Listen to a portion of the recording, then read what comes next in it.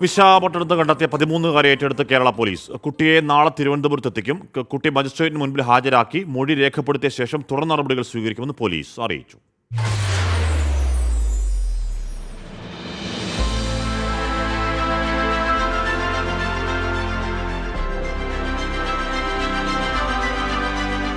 നടപടിക്രമങ്ങൾ പൂർത്തീകരിച്ചു രാവിലെ 11 മണിയോടെ CWC പെൺകുട്ടിയെ കേരള പോലീസിന് കൈമാറി.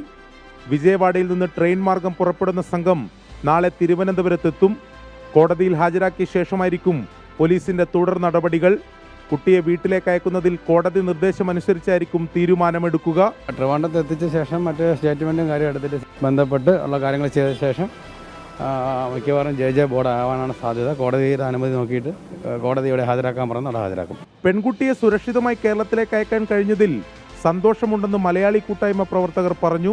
ഒരു നിയോഗത്തിൽ കൂടെ വന്ന് അതിൻ്റെ പൂർണ്ണ തൃപ്തി ആയി എന്നുള്ള ഒരൊറ്റ വാക്കിൽ നിർത്താനാണ് എനിക്കിഷ്ടം. കാരണം ഇത് ഇങ്ങനെയൊക്കെ സംഭവിക്കും എന്ന് പ്രതീക്ഷിച്ചിറങ്ങിയതല്ല, വന്നു ഭവിച്ചു.